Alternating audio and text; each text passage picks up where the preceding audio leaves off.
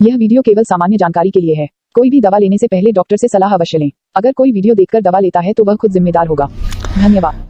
Hello दोस्तों, आज हम लोग बात करेंगे भयंकर लू लगने के सबसे अच्छे इलाज के बारे में। ठीक है, अभी आपको देखने को मिल रहा है कि पिछले 2-3 दिनों से बहुत ज़्यादा गर्मी जो है वो धीरे धीरे बढ़ रही है। ठीक है, यहाँ तक कि जो लू वाला जो मौसम होता है ना, वो स्टार्ट हो चुका है। आपके पास पेशेंट आना स्टार्ट हो जाएंगे लू लगने वाले।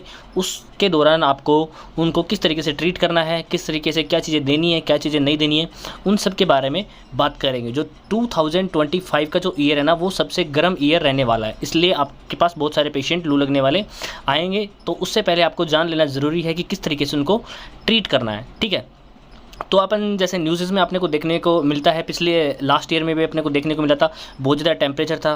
ठीक है, 20 से 30 लोग केवल राजस्थान में उनकी डेथ हो गई थी। 20 से 30 लोगों की, जो कि अपने को न्यूज़ में सुनने को मिला है। काफ़ी लोगों की डेथ हुई है, लेकिन उनको न्यूज़ सुनने में नहीं भी मिलता है, लेकिन 20 से 30 लोगों का न्यूज़ में आया था। तो यहाँ पर अपन बात करेंगे कि आखिर जो सनस्ट्रोक होता है, भयंकर लू जो लग जाती है, उसका किस तरीके से इलाज किया जाता है, किस तरीके से अपने को इलाज करना होता है। ठीक है, तो अपन सबसे पहले देखें कि भयंकर जो लू लगना जो होता है उसको सनस्ट्रोक बोल सकते हैं, हीट स्ट्रोक भी उसको बोल सकते हैं।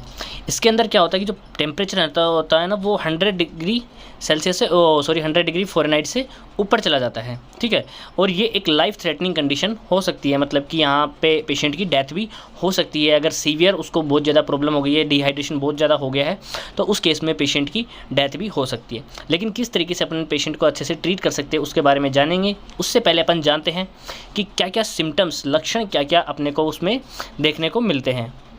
तो सबसे पहले आता है हाई टेम्परेचर। जैसे मैंने बताया कि उसके अंदर 100 डिग्री फ़ारेनहाइट से ऊपर उसका टेम्परेचर चला जाता है, जिस वजह से क्या होता है, पेशेंट को नोज़िया, बेचैनी सी फील होती है, ऐसा घबराहट सी होती है, उसको वोमिटिंग होने लग जाती है, उल्टी उसको हो सकती है। हेडेक, हाई टेम्परेचर बॉडी का हो गया तो उसको सर बहुत भारी भारी और सर में बहुत ज़्यादा पेन होने लगता है। वीकनेस, उसकी पूरी बॉडी ऐसे कमज़ोर हो जाएगी, काम नहीं कर पाएगी, इसको चलने फिरने की भी हिम्मत नहीं रहती है। एक्सेसिव थ्रस्ट, उसको बहुत ज़्यादा प्यास लगती है, बॉडी का टेम्परेचर बहुत ज़्यादा हाई हो रहा है तो उसका बार बार गला सूखता जाता है, इसलिए उसको बहुत ज़्यादा प्यास लगती है। तो ये सारे सिम्टम्स देखने को मिलते हैं। उसके बाद में रैपिड पल्स। ठीक है, ऑब्वियसली जब किसी का टेम्परेचर बहुत ज़्यादा हाई हो जाता है ना, तो वहाँ पे जो उसकी पल्स होती है ना, वो काफ़ी रैपिड हो जाती है। कन्फ्यूजन क्रिएट हो जाता है उसके माइंड में कि उसको समझ में नहीं आता कि क्या, मतलब कि क्या चीज़ सही है, क्या चीज़ गलत है। ठीक है, तो काफ़ी उसके माइंड में कन्फ्यूजन सा बन जाता है। स्लर्ड स्पीच, उसको मतलब क्या बोलना चाह रहा है, क्या उसके मुँह से निकल रहा है, ये तुतलाया से उसको बोलना भी मतलब अच्छे से बोल नहीं पाता है। सीजर्स एंड कोमा, अगर पेशेंट का जो टेम्परेचर है वो 104 डिग्री फ़ारेनहाइट या उससे अबव चला जाता है कई बार, तो क्या होता है कि पेशेंट को सीजर्स या कोमा जैसी कंडीशन भी बन सकती है। ठीक है, लॉस ऑफ कॉन्शियसनेस, पेशेंट के बेहोश होने की मतलब की आशंका रहती है, या फिर उसकी जो बेहोशी मतलब कॉन्शियसनेस लॉस उसका हो सकता है। ठीक है, तो बहुत ज़्यादा टेम्परेचर जब 103 डिग्री 104 डिग्री फ़ारेनहाइट हो जाता है तो वहाँ पे सीजर्स आना, कोमा में चले जाना, पेशेंट का बेहोश होना, ये सब चीज़ें अपने को देखने को मिल सकती है। तो ये सारे सिम्टम्स देखने को मिलेंगे। उसके बाद में अपन देखते हैं कोजेस के बारे में। ठीक है, क्या क्या कारण है जिससे पेशेंट को भयंकर लू लग जाती है और ये सारे सिम्टम्स अपने को देखने को मिलते हैं।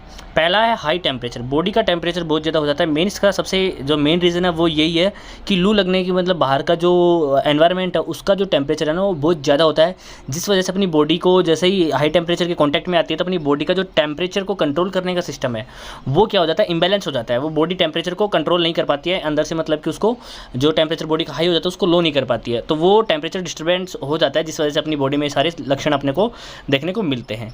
तो हाई टेम्परेचर की वजह से एक्सपोजर टू हीट वेव, जैसे अपन बाहर पे अगर आप बाइक राइडिंग करते हैं मतलब कि बहुत ज़्यादा गर्म मौसम में, तो उस वजह से आपको हो सकता है। वर्क अंडर सनलाइट, जो बाहर मजदूर वगैरह होते हैं वो बाहर धूप में काम करते हैं तो उनके साथ ऐसी समस्या हो सकती है। Direct contact with heat, heat के डायरेक्ट कॉन्टैक्ट में, जैसे कि कोई हलवाई वगैरह जैसे हैं तो वो जैसे भट्टी के पास में काम करते हैं, ईंट भट्टे के पास में कोई लोग ज़्यादा काम करते हैं, हीट के कंटिन्यूसली कॉन्टैक्ट में अगर रहते हैं तो उनके साथ ऐसी समस्या हो सकती है।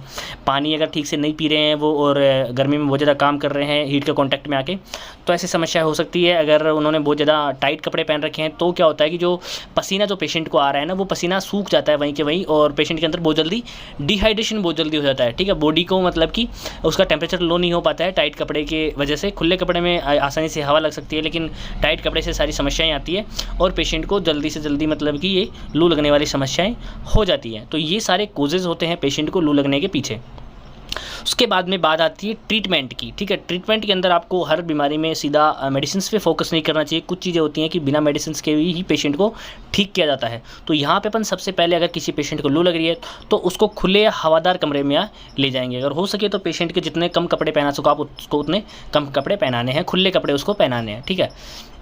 उसके बाद में अगर एसी है तो एसी चलाएं, वरना उसको पेशेंट के सामने कूलर चलाएं, बिल्कुल उसको ठंडा, मतलब कि उसकी बॉडी का जो टेम्परेचर एनवायरनमेंट है उसको आपको लो करना है। आपको एक्सटर्नली उसको आपके जैसे ठंडा मौसम प्रोवाइड करेंगे तो बॉडी का टेम्परेचर धीरे धीरे ऑटोमेटिकली कम होता जाएगा। और जैसे ही एक नॉर्मल टेम्परेचर पे बॉडी आ जाएगी तो उसका टेम्परेचर कंट्रोल सिस्टम होता है बॉडी का, वो वापस से ठीक से काम करने लगेगा।